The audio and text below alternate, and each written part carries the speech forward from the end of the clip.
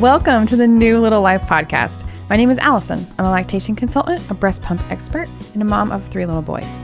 Here on the podcast, we talk with real moms and experts about breastfeeding and pumping. This podcast is designed to help you feel supported by other moms who are doing exactly what you're doing, to get tips and tricks on breastfeeding, and learn how to efficiently navigate pumping while going back to work.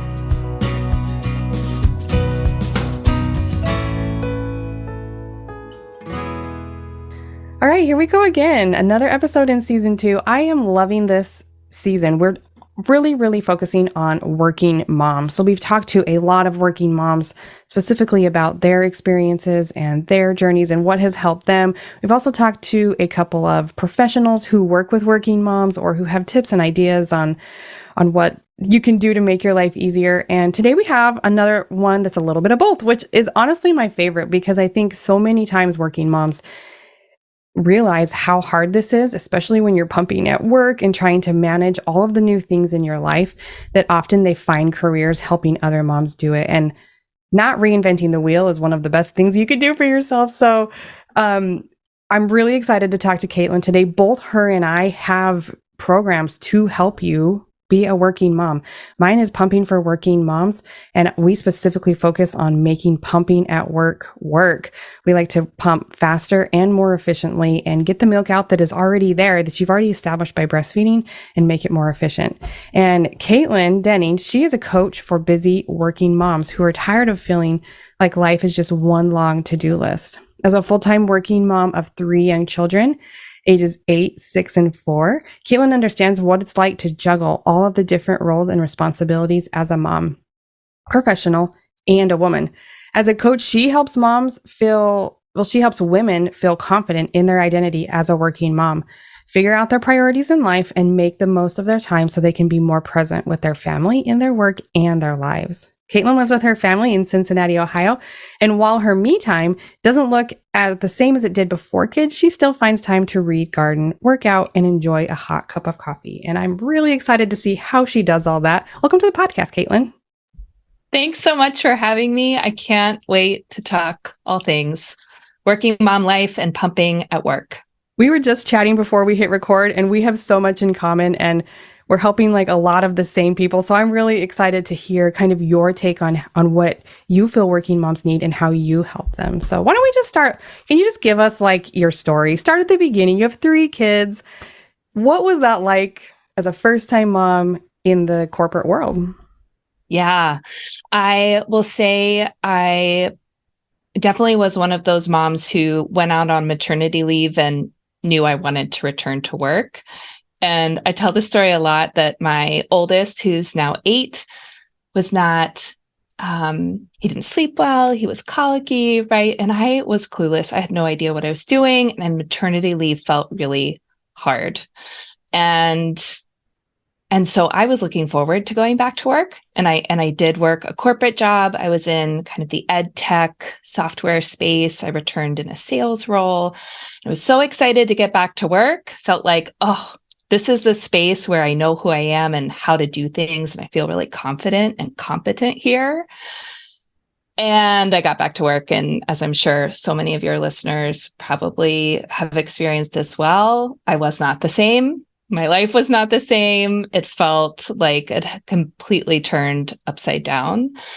And yeah, so I was like, how do I do this? How do I spend my time? How do I get things done and feel productive at work and go home and be the mom that I want to be, and be present in both of those spaces? And so it turned into this, exploration of how to do that. And we were chatting before as well that What Is My Business Today started as a blog where I explored and experimented with a lot of strategies and tips and tools on how to manage time and be a working mom, and has evolved today into a coaching practice, and 2 more kids later, helping and supporting other working moms who are feeling like they are so stretched thin and don't have the time for all of the things that they need to do, let alone anything that they want to do. And so how do we make all of those pieces of all of these identities and responsibilities fit together to work for you? What was your schedule like in the corporate world? Like, were you working 40 hours a week? What were your days like? How did you fit that in, especially as a first-time mom? Because I know that it gets a little easier. Well, you're more experienced with the more kids You're you more have, experienced. but not easier, I shouldn't say.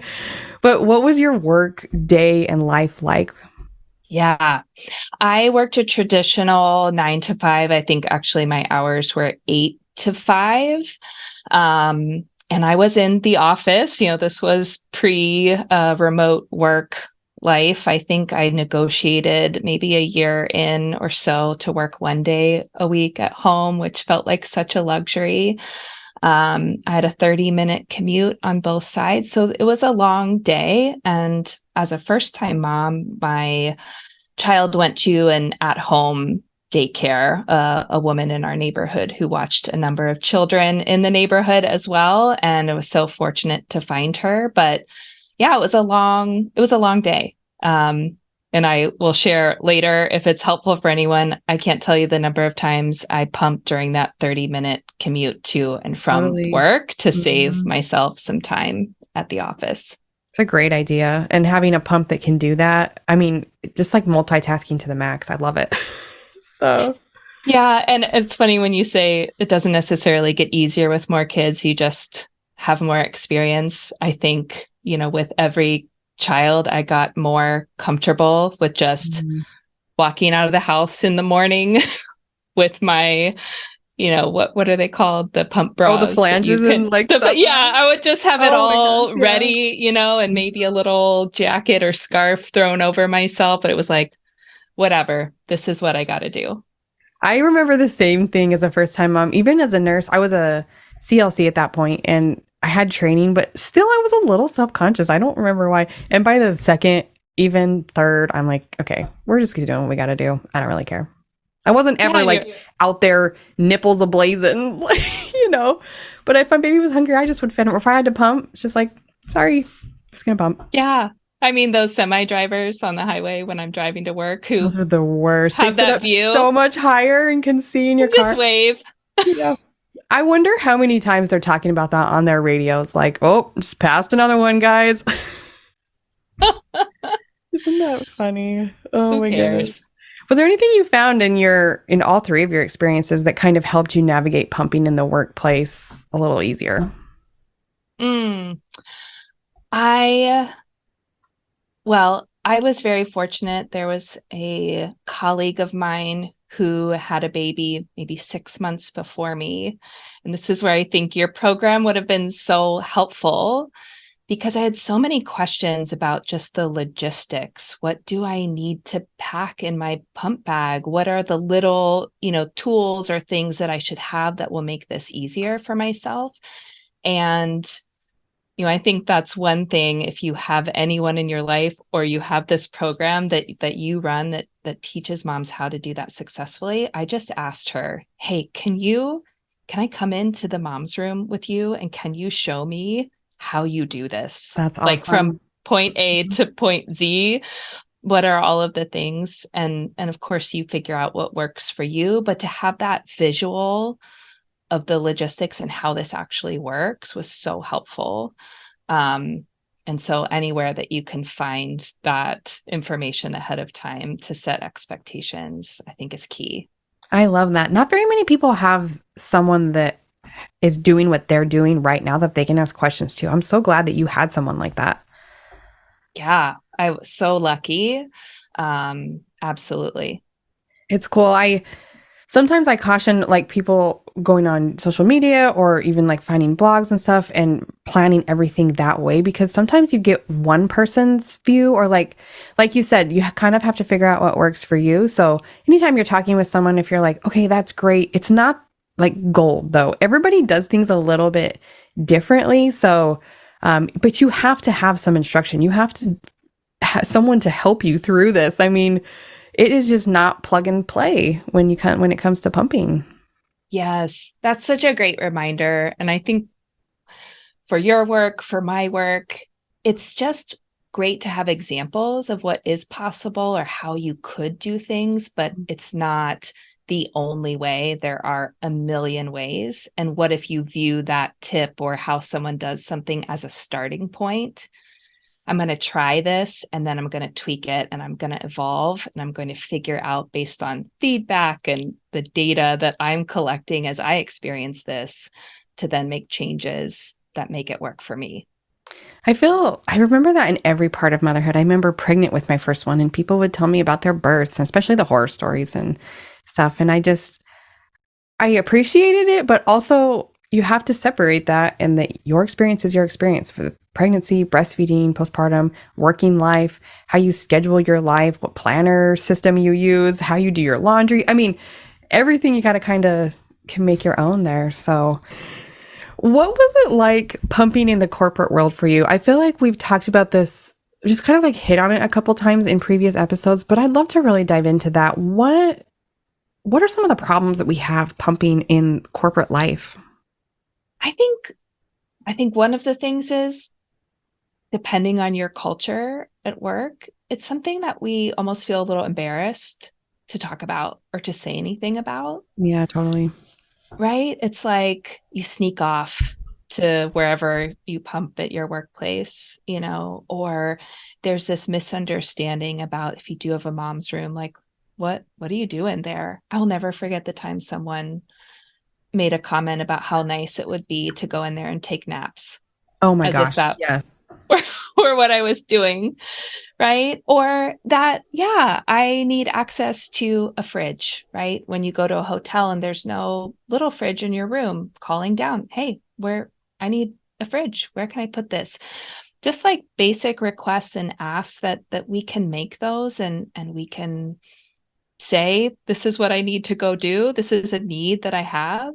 And to just kind of normalize that conversation in the same way that you use the restroom or you need food to eat or you need a water bottle because you're thirsty, that we can talk about it and we don't have to be embarrassed about it, but also that the more we talk about it, the more we normalize it. I know. Did you ever run into any coworkers, male or female or anything that just had no clue or maybe gave you a hard time? I don't know. I feel like this comes up more than we're talking about. Yeah, I think so many that are just clueless. It's nothing that crosses their field of awareness. I traveled for work, not all the time, but, maybe once a month, once every month, depending on the season. And I'll never forget doing a road trip. It was about a 4-hour road trip with some colleagues who happened to all be men. And I was pumping at the time and we needed to stop for dinner. And, I just said, hey, guys, I need 20 minutes in the car. Can you go in and grab food? And would someone order me, XYZ for my dinner? And they just kind of like look at me and I'm like, I got to pump. Right. And I just sit in the back seat and pump and do what I need to do. And 20 minutes later, they kind of give me a wave from the window. Like, is it okay to re-enter? I'm like, yeah. Come on back. I'm all done. And it's just like, yeah, I remember it was uncomfortable, oh my gosh, what are they going to think? But at the same time, it's also just what I need to do. Yeah. And I think it goes into that education piece of when you talk about it and you normalize it, the more we hear about it, the more normal it seems. And I think we're seeing that kind of with breastfeeding. Now we had that kind of the height of formula was, 20, 30 years ago when like my parents were feeding babies and we started to see breastfeeding more and more often. And I feel like now it's kind of just one of those things. If you hear that news story about someone who said something mean to a breastfeeding mom, like almost everybody is on the breastfeeding mom's side, which was not the case 15 years ago. And so I think now is the time for pumping when we just need to talk about it more. And a lot of your male coworkers may have never experienced, it's almost always ignorance. It's just a lack of understanding. They've never been exposed to that. And so you exposing them, and in a way that's not exposing yourself, obviously, but just telling them, this is life. I'm lactating. I'm a mom. I'm feeding my baby, and this is what I have to do. These thoughts never crossed their mind. They wouldn't have said, oh, do you need a pump while we run and grab dinner? Like, they don't know. Even female No. coworkers, I've been surprised how many complaints I've got about female coworkers too that never, I didn't breastfeed. You don't need to do that. Or I wish I could take a break every 2 hours. I hear that a lot. Yes. Yes. I mean, I remember too the room that, and I was fortunate there was a room where I could go to pump, but there was no sink or, access to running water in that room. And so I think with my first kid, I felt a little embarrassed to carry my parts to the bathroom sink. Like I had to walk through this open office, but and it was like, you know what? Nobody's really looking. Nobody cares. I'm just gonna walk my stuff to the sink and rinse it out and whatever. It's just like people don't know. People aren't really paying that much attention. And if it is something that you need, just ask. Just ask.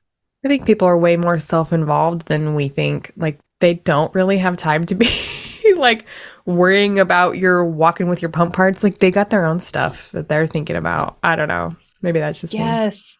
I think another thing too, for anyone in more of that corporate setting, I remember reaching out when I think it's the brand Milk Stork. Yeah. Maybe there are more options these days, but then I think they were pretty much the only one who would ship your milk for you. Yes. And I was traveling and I reached out to HR. And I think the first time I asked, they said, oh, like, no, we don't have a policy in place for that. And then by the time I was traveling with my second or third child, it was included. It was something that I could expense. And so I think also making those asks, these are the things that I need. Maybe it doesn't change it for you right away, but maybe it changes for you on a subsequent, baby and return to work, or for another mom, coming down the road later on to have access to that. And so what does it hurt to ask? I love that too. Not only is it for you, but for the women and mothers coming after you. And I think having a bigger perspective can help you be braver. And Yes. not that we have to be ashamed at all, but we get it. Like, we're not saying it's not uncomfortable and awkward sometimes, but this isn't just about you. It takes little changes to make big changes. And I think that's where we should, hopefully we can get to, and I hope we get there quicker, but we just gotta start small. I love all of that, right? It's for the future, the next generation of working and pumping moms. It's for working moms in general, right? To just do things a different way. It is about challenging what we believe and the stereotypes and just asking and being brave and seeing where it leads. And really, I mean, we've talked about community a lot in this episode, but bringing it back to you're not alone, and even if you're not directly interacting with other working moms, thinking about your experience in this way can really bring a sense of community. Like, I'm not just doing this for myself. Work's being annoying about giving me a pumping space. This isn't just for me. This is for all of us. And I can be the catalyst to change and help others. I think that really can bring a sense of pride in what you're doing. I know you're proud that you're pumping for your baby, but just beyond that, you're also making it better and easier for other moms. I don't know. That feels really good to me. Oh, me too. I love that so much.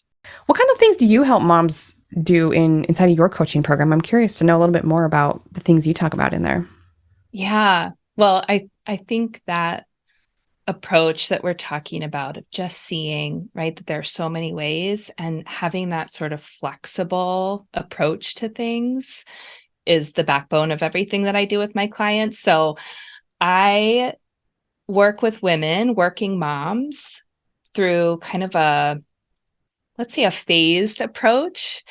And on the front end, it is really about looking at your time, looking at your responsibilities, all of the things that you have to do at home and at work, and where can we streamline? How can we create a process that works for you with your situation and all of the things that you have on your plate and how much support or help you have or don't have?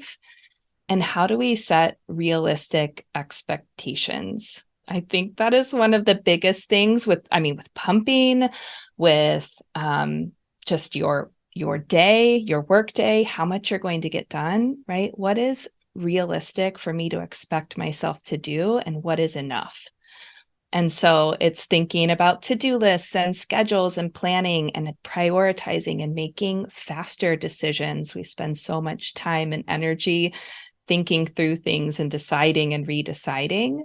And then, of course, it kind of moves through once those routines and systems are in place and feel like, oh, wow, okay, my life is running a little bit more smoothly. I feel like I can put some of the things that I want to put on autopilot.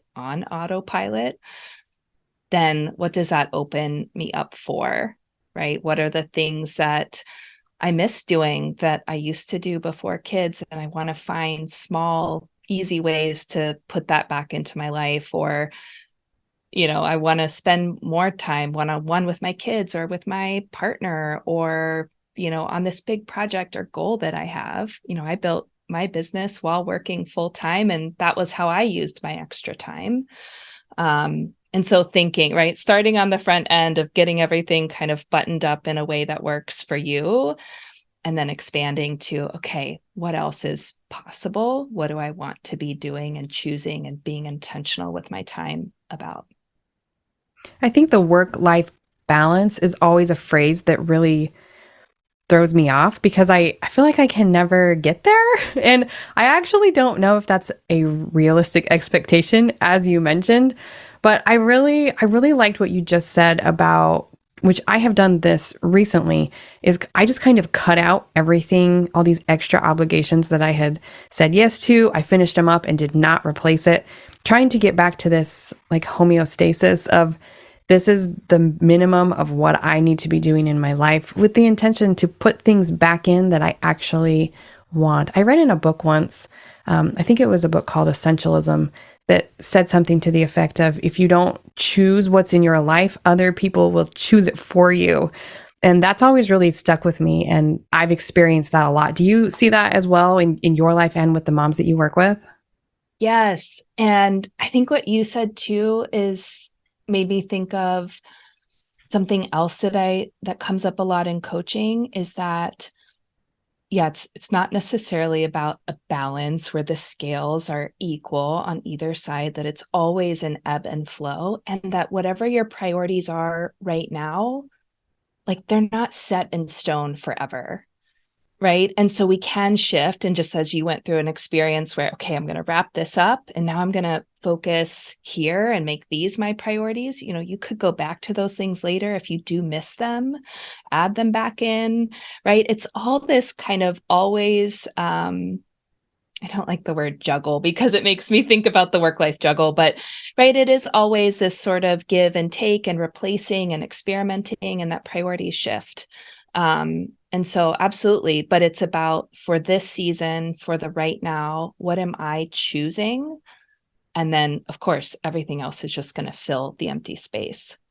I think about, if I could really quickly, I think about, this relates so much to pumping at work too, because as I was thinking about this conversation and, what tip or strategy would I want to share? I think of that, visual.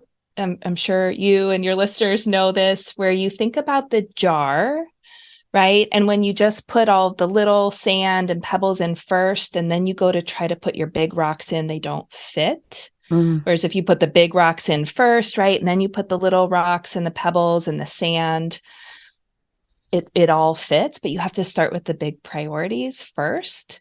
And I think too, one of the biggest challenges for me in more of a traditional desk job corporate environment with pumping was being strong in my boundaries around my pumping time. And so it's almost like viewing that as your big rock, right? What are the things during my workday that are most important? Okay, well, pumping, and then maybe it's, this other project or this client work.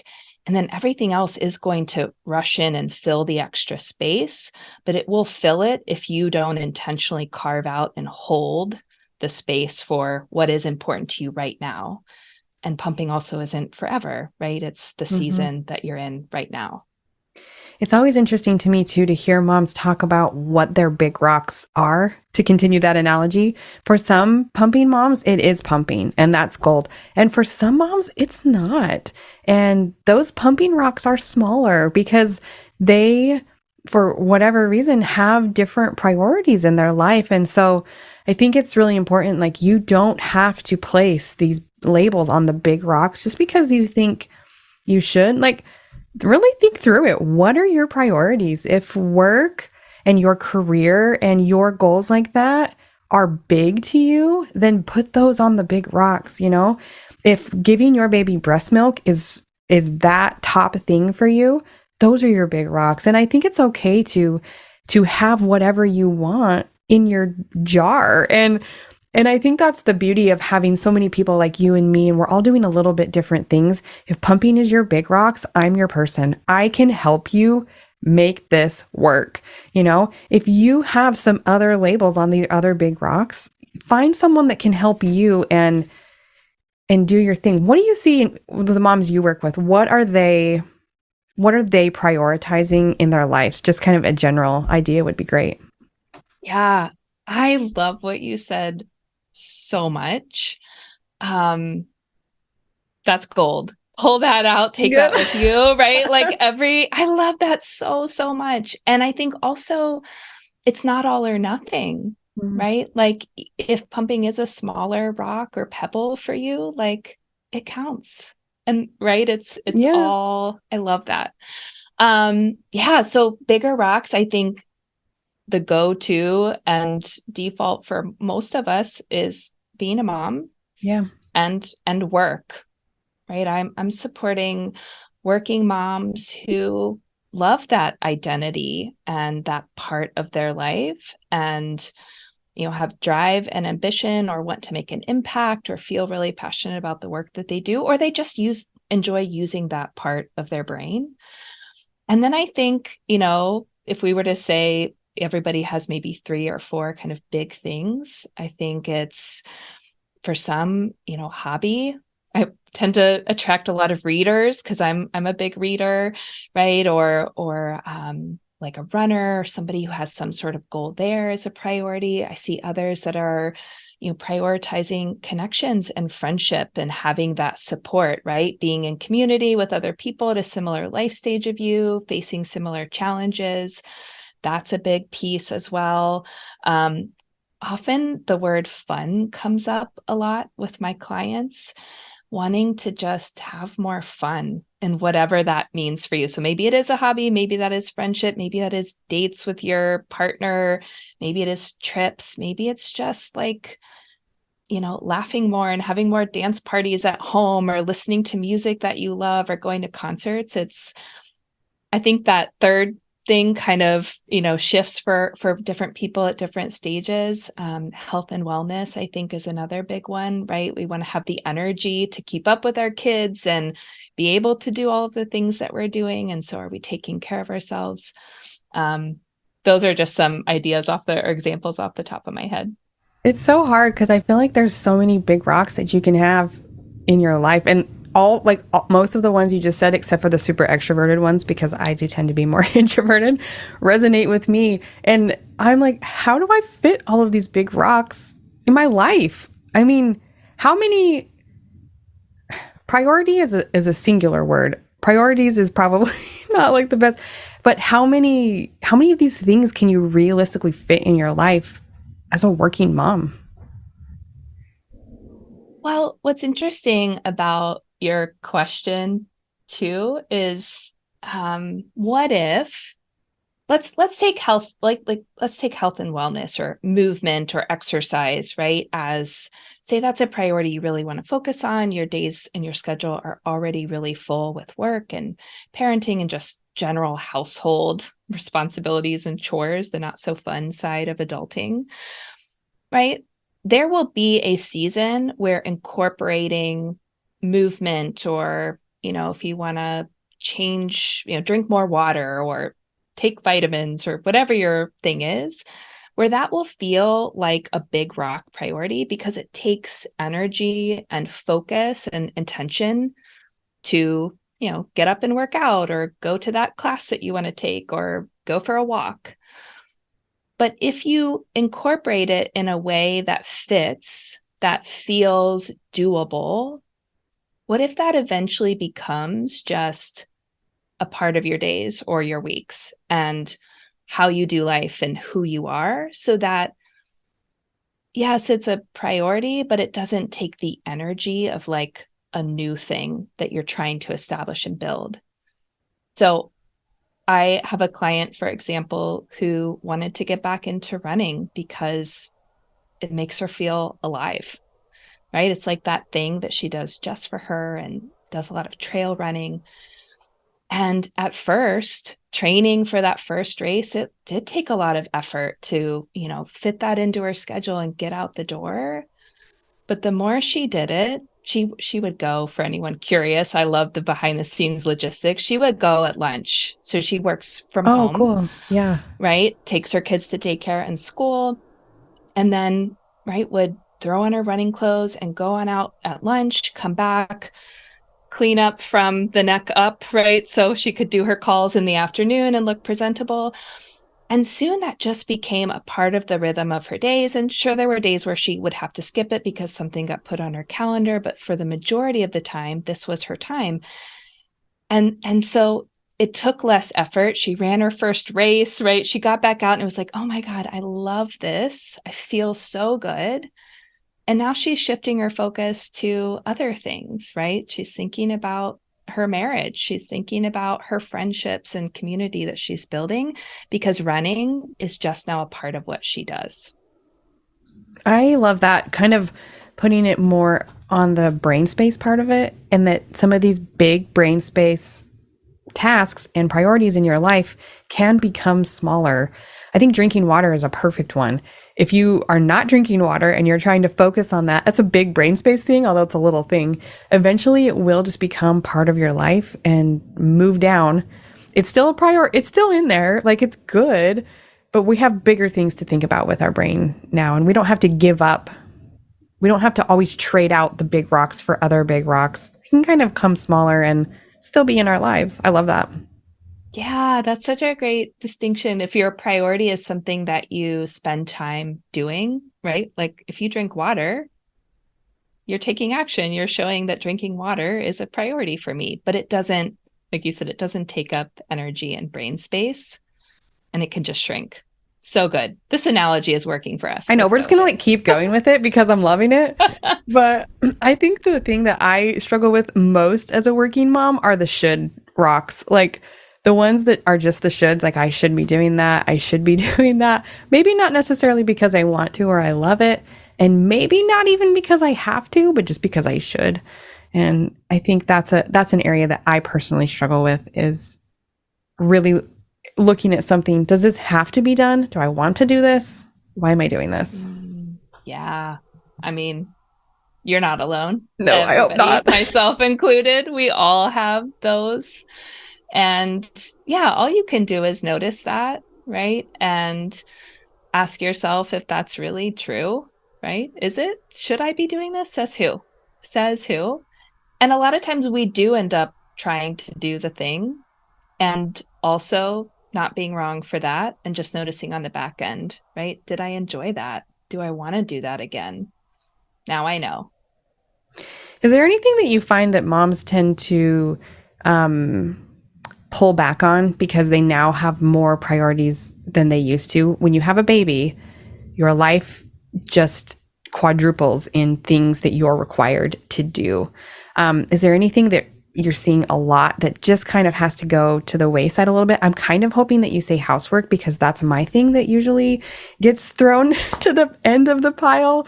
It's probably different for everybody, but what are you seeing that like something's got to give? Yeah. I mean, I think there's a redefining of what clean or tidy or organized means to you after you add a baby or two or more to the mix, right? And what would have been the standard when you had all the time to keep your house looking a certain way changes. So for sure, I see a lot of that. I am seeing, and I'm encouraged by, more outsourcing, right? Of, hey, I can't do it all. And if I have a Saturday where I'm not working, do I want to spend my time, cleaning the bathroom and sweeping the floors and changing the sheets? Or do I want to spend that time with my family? And if I have the resources to do that, great. If not, how do I make it easy and how do I lower my expectations of what enough is? I think another big one and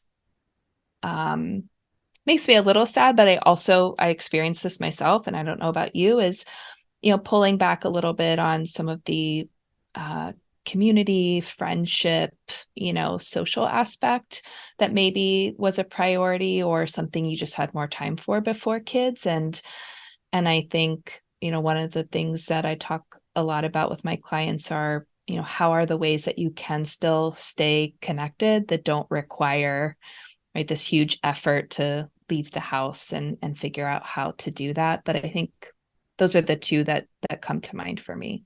Yeah, I really resonate with both of those. And again, it just highlights to me the differences in people.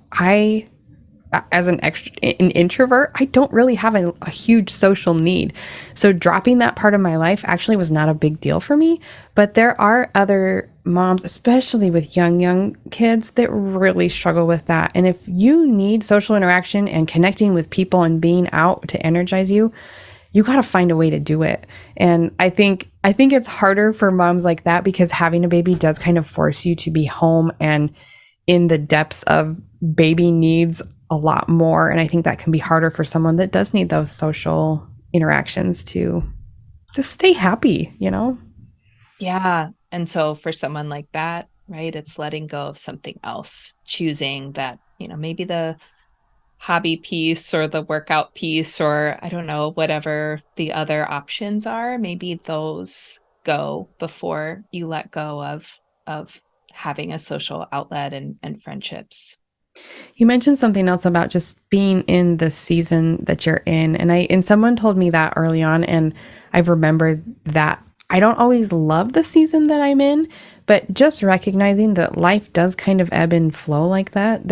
To everything, there is a season and a time for every purpose under heaven, I think is the scripture if we get into that. But this is working motherhood to a T. When you are postpartum in that first year, working out and exercising looks different and maybe not even is in your life at all. And that's okay.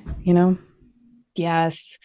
And I think, I don't know about your experience, but if someone had said that or reminded me that this was just a season after I had my first, when you don't have that experience of knowing that you will get to the other side. You're not going to be waking up every 2 hours forever. Yeah. Right. Which is why like a second, and I have a third, you do as well, that you know that you've experienced it. You're like, okay, I know I will do that. But when you are with that first, especially, it does feel like forever. And so maybe you hear us saying that and that's not super helpful to you as well. I think one of the things that really helped me was each day where I was tired and, going back to work and waking up multiple times at night and trying to fit all of these things together, that every day I would remind myself that I'm doing it, right? It feels like I'm not, but every day I'm doing it. I'm doing it. I'm going to work. I'm keeping my baby alive, right? We are doing it. May not be thriving right now, but we will.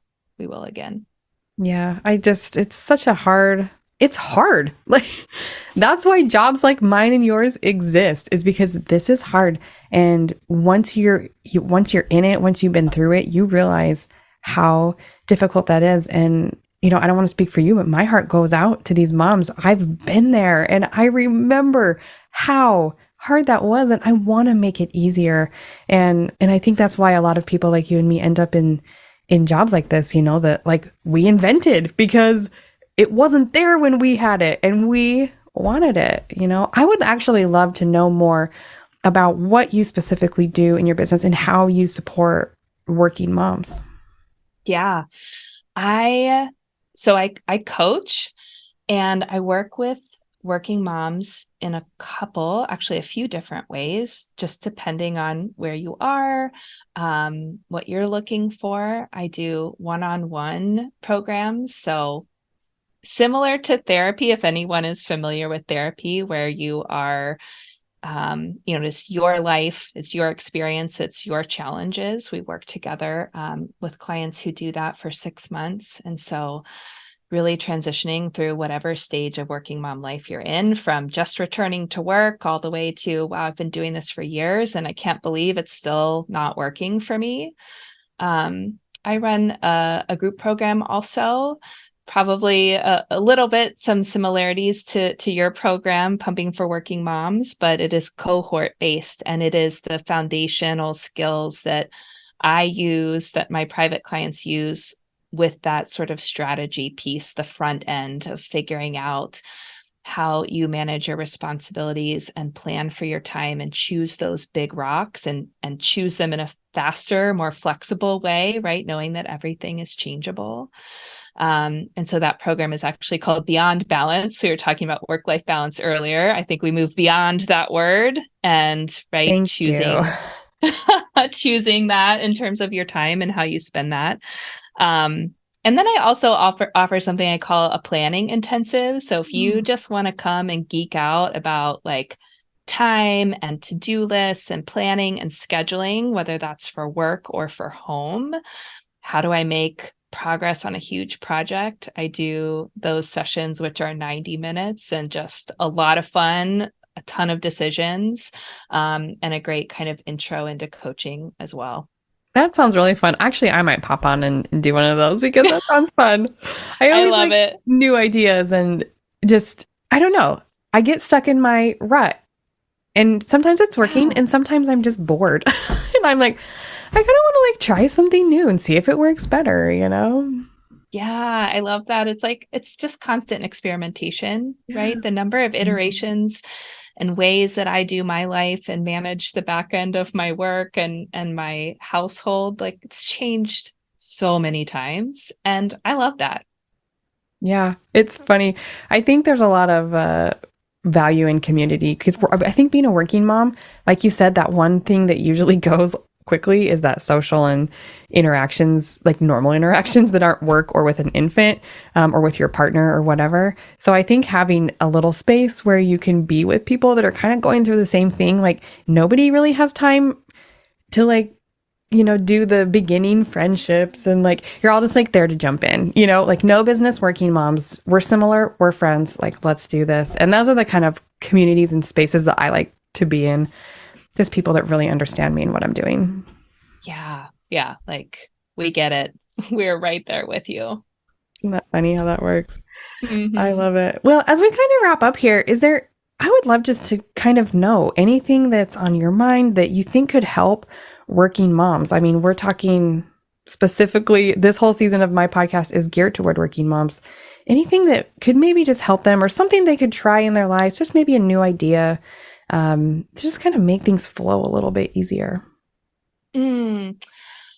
Oh, so many ideas. I think the biggest thing that I always come back to, and I think this was, for me also what made such a huge difference in just how I felt about myself as a working mom with all of these things, was I don't know if you ever have this experience, but I would sit down, think about my day, or most times I probably wouldn't think about my day. I would just hit the ground running, right? And I would have this huge list in my mind of all of these things that I was going to do that day. Work things, calls I was going to make on my lunch hour, or paperwork or emails, all of the things. And I would be like, oh yeah, it's first thing in the morning. I'm driving to work. I'm going to do 50 million things. Well, reality is your day happens, whether they're unexpected or not. We actually have way less time to actually make progress on those tasks, those things that we think we're going to do than when we realize. And you might hear me say that and be like, oh, that sucks. That's such a bummer. But I actually think that's a good thing to recognize, because what if you could look realistically at your day and say, okay, well, between this meeting and, pumping, if that's what I have to do today, or my commute here and bedtime routine and making meals and all of these things, I really have like 3 hours to play with. All right, what do I want to do in those 3 hours? What are the most important things? What actually has to get done today? What do I need to make progress on to set myself up for this deadline or, something else that's coming up? And doing less, but really you're doing the same amount that you always would have. You're just setting your expectations differently. And so I love that. Yeah. I guess that's my long-winded way of saying, like, look at the time that you actually have. And instead of expecting yourself to do all of the things, expect yourself to do what's realistic with the time that you have and be good with that. I love that, because something that, to kind of like translate this into the pumping world, because this is where I live, something that I learned really quickly is moms were expecting a lot of extra milk when they were pumping, especially the ones that were also breastfeeding. And I learned really quickly once I started working with working moms that this expectation was way off, that they thought just because they were pumping, they could make all this extra milk and save milk. But when you're doing both breastfeeding and pumping, your baby controls your milk supply, and you're not really like pumping enough to increase that more than just what your baby needs. So this term being a just enougher has kind of come out, where moms will be like, oh, I'm just enougher. I'm so frustrated. That is super normal. And I think it goes right along with what you're saying, really just having the realistic expectations of what you can actually do, what is actually feasible in your life, whether you're talking about pumping in milk, or whether you're talking about fitting in your laundry or your meals or your obligations at work. Really sit, if you put a pen and paper to it, 25 minutes on a Sunday afternoon, try it and see how much time do I actually have? And is this list that I've made for myself reasonable, or can Superwoman not even do this? Yes. Okay. I was a just enougher. I didn't know that term. That was totally moms me. keep calling themselves that. And I'm like, you're saying it with a bad tone. This is fine. Yeah. Yes. It's almost like, let's remove the word just. Like, I'm making enough day to day. It's awesome. Good for you. I mean, how many times do I say that to people? I don't know. Yes. Yeah, I love it. So if you take nothing else, right, that from this episode, take that. There's only so much time. There's just time and what we choose to do with it. And so if you think about the time that you have, what's actually at play in your day for you to choose intentionally how you're going to use it, what are you going to choose? I love that. I'm going to take that into my life too. We're all working moms here. I mean, seriously. I mean, yes, we are. You and I have a little bit, your youngest is 4, my youngest is 2.5, but man, it was not that long ago that we were in the early throes of, I don't know that it gets easier either. I mean, it just gets different. Exactly. It's just different. It's same challenges that continue to just evolve and present themselves in new ways. Isn't that crazy?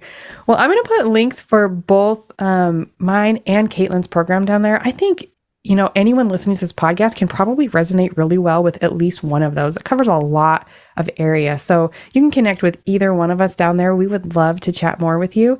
And it was so fun to talk with you, Katelyn. I wish we could just keep going and make this like a 4-hour episode, because I think we could just get so many gold nuggets in there. But we'll wrap it up today, and we'll come back if we have more requests to connect again. So thank you for being here.